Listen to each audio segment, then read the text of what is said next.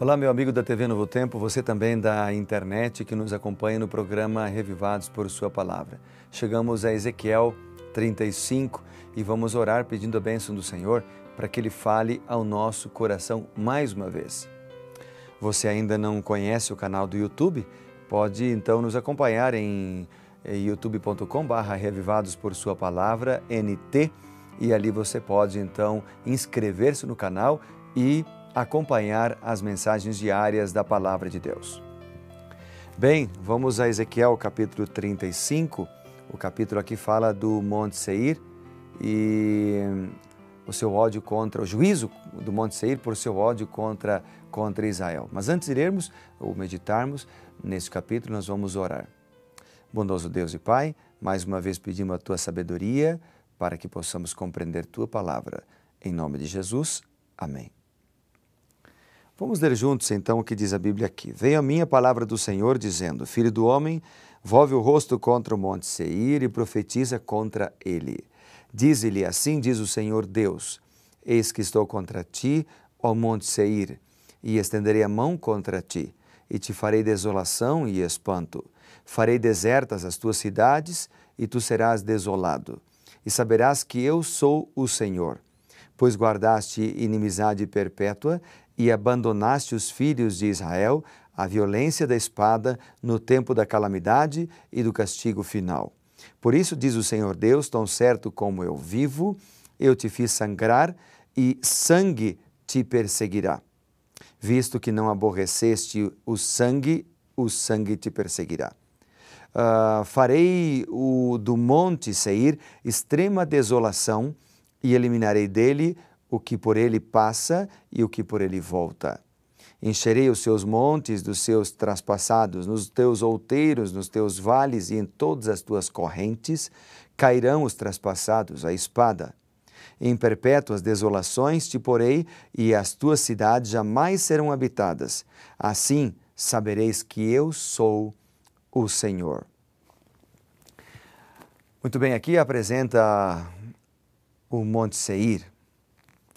Versos 1 e versículo 2 aqui, versículo 1 e versículo 2 apresenta isso. Bom, primeiro o capítulo começa com a expressão, veio a minha palavra do Senhor. Então, a palavra é de Deus. E aí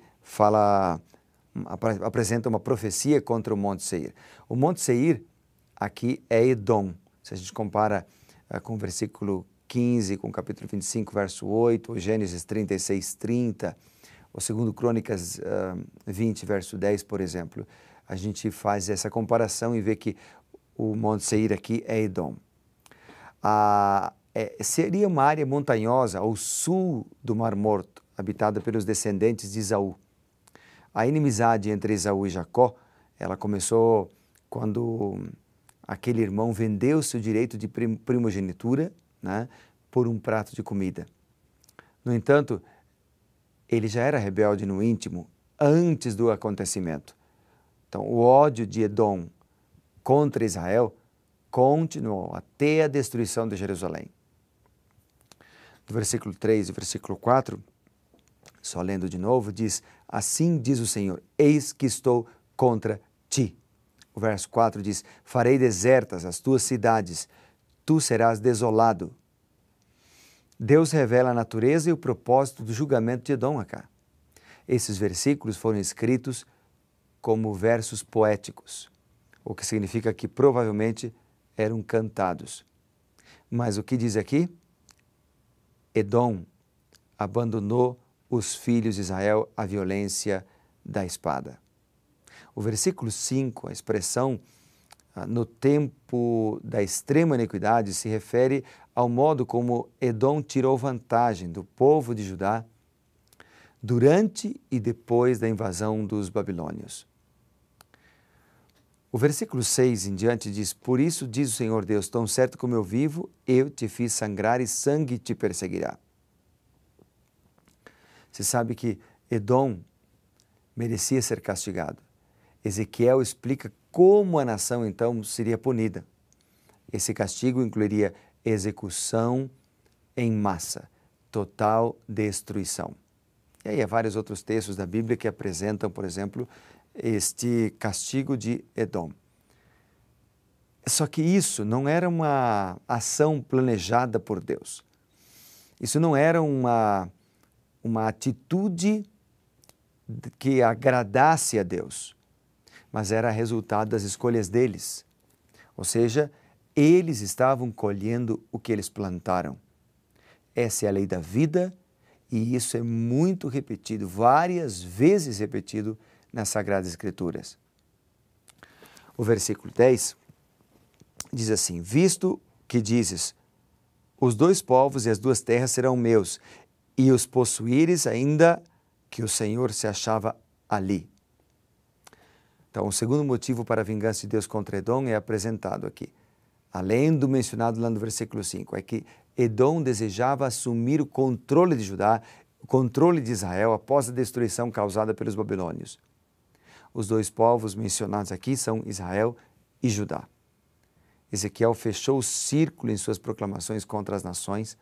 O Monte Seir, Edom, foram mencionados na primeira mensagem de Ezequiel, no capítulo 25. Agora Seir e Edom voltam ao foco. O objetivo dessa mensagem contra Edom foi proclamar que o juízo de Deus viria sobre eles. Devido à sua ira, devido à sua inveja, devido a seu ódio, o juízo de Deus viria sobre eles. E eu gostaria de enfatizar ainda aqui no versículo 11. O verso 11 diz: por isso, tão certo como eu vivo, diz o Senhor Deus, procederei segundo a tua ira, segundo a tua inveja, com que no teu ódio os trataste, e serei conhecido deles quando te julgar. Então, o que o texto está apresentando é que haverá uma consequência, por isso o verso 11 começa com a expressão por isso, haverá uma consequência para o pecado, e depois diz, tão certo como eu vivo. Essa expressão significa que Deus fará justiça. Deus não está alheio às injustiças que acontecem nesse mundo, às injustiças que afetam o nosso planeta, às injustiças que afetam cada um dos cidadãos. Tão certo como eu vivo, diz o Senhor Deus. E outro verso que eu gostaria de destacar é o verso 12, que diz, saberás que eu, Senhor, ouvi todas as blasfêmias que proferisse contra os montes de Israel, dizendo, já estão desolados, a nós não nos são entregues por pasto. Interessante a palavra ouvir.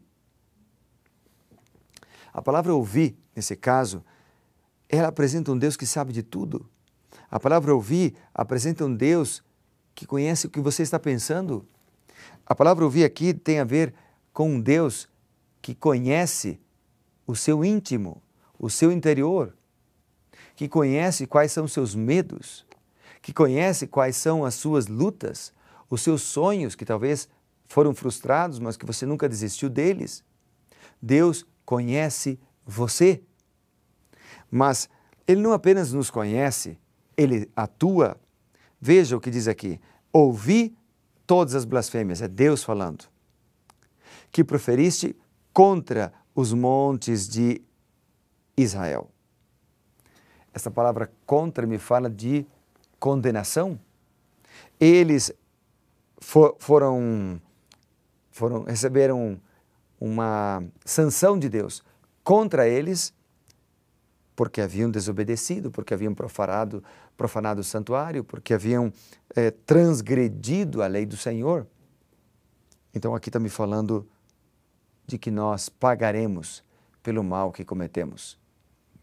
Esse texto está me falando de que ninguém que comete o pecado, a maldade, a atrocidade, ficará sem punição.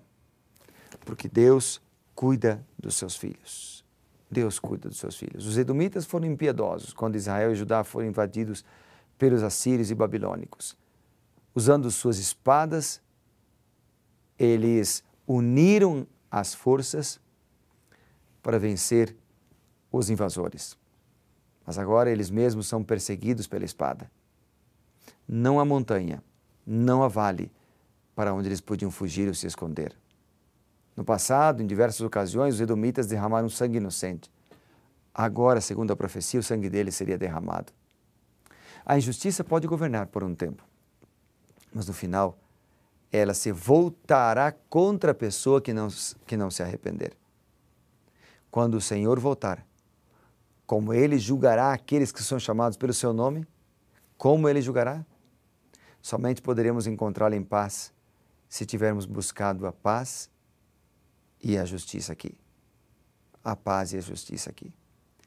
Bem-aventurados os pacificadores, disse Jesus, porque deles serão chamados filhos de Deus. Qual é a minha resposta, portanto, quando os inocentes sofrem? Faço parte da multidão que os oprime, assim como aqueles que condenaram e crucificaram a Cristo, ou me coloco do lado da justiça, do lado da verdade? No final de contas, é isto que o juiz de toda a terra está procurando. Pessoas que amam a paz, pessoas que amam a bondade. Apesar das doutrinas certas terem a sua importância, amigo, e terem o seu lugar, não ajudará em nada termos apenas conhecimento intelectual das doutrinas. O que realmente importará é como tratei meus companheiros, seres humanos, como tratei os meus semelhantes. Eu os amei, e eu tive interesse em salvá-los. Por isso, pense em amar a Deus acima de todas as coisas, Deus primeiro, mas em segundo lugar, pense em amar o seu próximo. Que Deus te abençoe, que você seja um instrumento nas mãos do Senhor, usado pelo Senhor para avançar sempre para frente e para cima. Vamos orar por isso? Querido Pai, muito obrigado porque o Senhor tem cuidado de nós. Perdoa os nossos pecados, perdoa as nossas dívidas e usa-nos com Teu Santo Espírito para que possamos avançar. Nós oramos em nome de Jesus, nosso Senhor e Salvador. Amém. Que Deus te abençoe, que Deus te guarde. Lembre-se, seja, querido, reavivado pela palavra de Deus. Grande abraço.